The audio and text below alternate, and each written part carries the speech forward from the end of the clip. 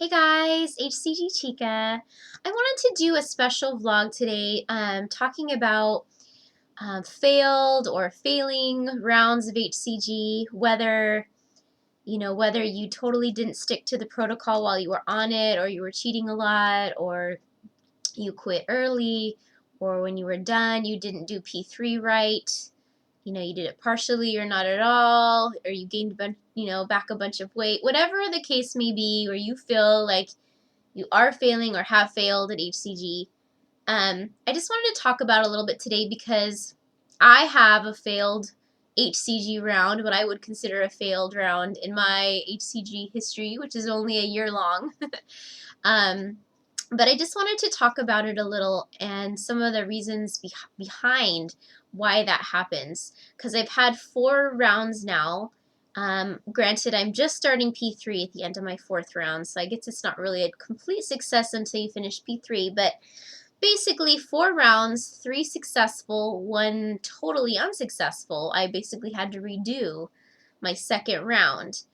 And I just want to talk about it because I often feel that different health issues are at the root of a lot of people's troubles, like undiscovered health issues. And so I just want to talk about that, as a possible reason why you may be having or have had difficulty at different times when trying HCG. And also not to feel guilty when you have trouble, because there may be a real reason for it. So let me just tell you my little story. My first round went great. I stabilized easily, did great.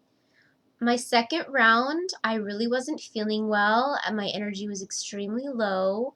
I do have a thyroid condition called Hashimoto's. It's actually an autoimmune condition called Hashimoto's. And also I believe I, had some adrenal fatigue.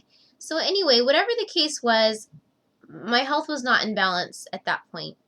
I felt really exhausted. I was getting really depressed on round 2. And I just felt really bad. As a result, I was not sticking to protocol. I was just trying to, it was like I wasn't thinking. I couldn't even think clearly or logically. I was just eating off protocol things. I had found these supposed like fiber cookies that had sugar alcohols as the sweetener. So supposedly they had no sugar, and I was kind of, counting the calories on them, but thinking, oh, well, technically they're only fiber and there's no sugar, so it can't affect me. But it really wasn't a healthy thing, and then I would end up eating too many of them, and I just felt like I was in this weird daze, like day after day, where I was really depressed, and I'm like, why am I even doing this? I don't even care anymore. And it was just like the weirdest, yuckiest feeling. And I ended up, towards the end of the round, I think I still managed to kind of, stick it out for 38 days, like close to the full length 6-week round. But I was just feeling worse and worse. And by the end, it was kind of like I just snapped. I just totally snapped. Whatever was wrong with me, with my health, was just, I was totally spent inside. And I just started eating like as much sugar as I could possibly get into my body as quickly as possible. I started like binging on a daily basis again. It was crazy. And basically for 9 weeks, I mentally couldn't even think about being healthy again. I just didn't feel good. And I regained, I think, 14 pounds in 9 weeks of what I lost. I think I had lost like 20, and I had like 2 or 3 pounds of load weight. So basically, I had to re-lose almost, all but maybe 1 pound of what I had lost in my 2nd round. So, but anyway, my point is, at least for me, all of that, failure, if you want to call it that, was due to my health not being right. I was not feeling well. And once I was able to get that back in order again and address some of those things, I felt so much better. And I was able to come into my 3rd and my 4th rounds feeling really good. And even though on HCG I still tend to get a little tired and experience a slight exacerbation of my symptoms. It's my health is so much better now that it's minimal enough that I'm able to keep it under control, and then I make sure that I stop soon enough to not let my health fall too far, where I can't pick it up without doing what happened that time, which was totally just, falling off the wagon. So, anyway, for anyone else who's had these troubles and you wonder why, don't just assume that it's all in your head, or that you're just a bad person, or you're just a person who has no self-control. And I just feel like a lot of us may have those feelings at times, because I've noticed, a lot of people that do this protocol have at least one round where they either abort it early, or cheat a lot, or don't maintain the weight loss. A lot of us have at least one round like that. And just think about the fact that there's very likely a real physiological reason inside your body for that happening, and that it's not just because of self-control, or that your mind wasn't in it, or emotionally weren't ready. There could be either a real hormone imbalance, your neurotransmitters could be off, one of your glands could be not working properly, your thyroid gland or your adrenal gland.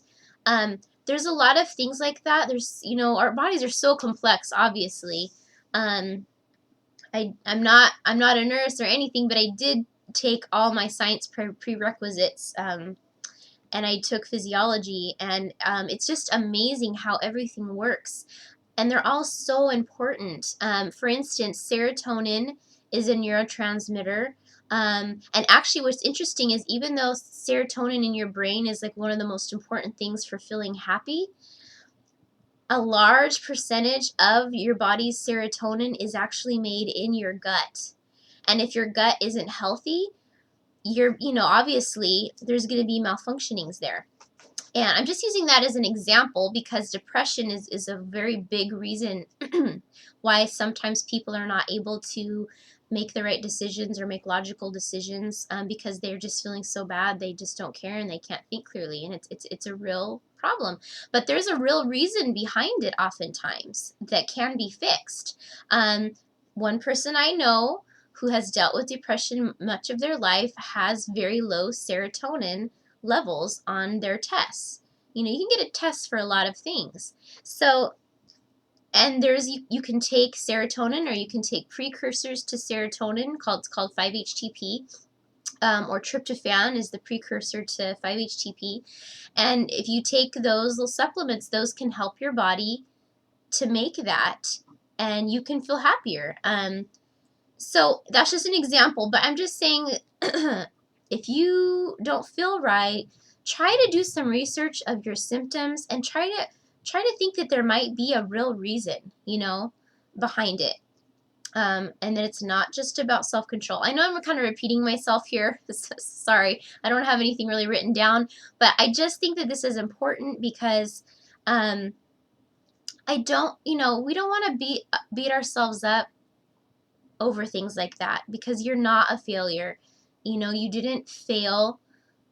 Something is wrong in you, and you need to find out what it is so that you can address it and move on.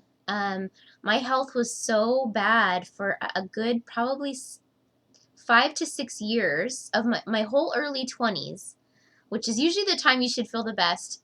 I feel like they're lost. I feel like I lost them. I lost those years. But it's only because I continued to research, and Google is my research friend. I don't care what people say. I have learned so much on there. I think for those of you who do believe in HCG, you know that most of the time the truth that we find is in people's real experiences. It doesn't really matter what some study said, because who knows who funded that study, and so you don't have all the details of that study, so you just really can't trust what a lot of people say like that. But when it comes to individuals who've had a personal experience and they're just sharing that information, that's the kind of information you can usually trust. So I did so much research for years on end trying to find out what was wrong with me. And, eventually I finally did. I finally found out. And so it's not always an easy process, but don't give up. It's totally worth finding it out. Because you may only get so far until you find the true cause, you know. And successfully losing fat on HCG and doing well in the protocol. The protocols is not easy, right? You do lose a lot of weight quickly, but it's definitely an exercise in, you know, mental restraint and emotional control. And if you don't have other things, if there's other things in your body going on that are not healthy and not doing well, it may be kind of impossible at that point. But that doesn't mean it's going to be impossible for you forever. So if you have experienced that, take that as just learn from it and know that maybe there's something wrong inside, and try to do some research and find out what that could be. And or wait till another time. You know, I do think it's true. There's sometimes we're mentally ready to do something or to make a change, and then there's times when we're not mentally ready. I do think that is true as well. And that's okay. You know, that's okay. I think we all need time to process certain decisions. And I mean, you know, we all know it's never a good idea to make hasty decisions, right? So even if we know we need to make a decision, a change that will be better for ourselves, and we know we're doing something that's hurting ourselves right now, it can still take time to make that change, because there's a lot tied up in, you know, what we're doing and why we do it at a given time. So, but anyway, I just wanted to throw that out there to not just assume that it's all in your head, or that HCG is only about self-control. It's also about your health, your actual health. Check for different imbalances. If you have any questions about it, please feel free to message me. Because like I said, I have done a lot of research about things. For instance, with thyroid things, I do feel that thyroid issues are becoming a lot more prominent, just because the environment that we're living in now is just getting really toxic. The pesticides, not only on but in our food now.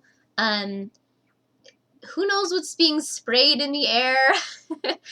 EMFs, if you do research on EMFs now, there's just a lot pointing to the fact that that could be interfering, you know, with how things are carried out in our body. There's just so much we don't know that humans carry out, and we just have no idea how it could be affecting us in a negative way. So, and the thyroid is a very sensitive gland, you know, that's can be easily affected by things like pesticides or radiation or whatnot. So, and when your thyroid's messed up, you know,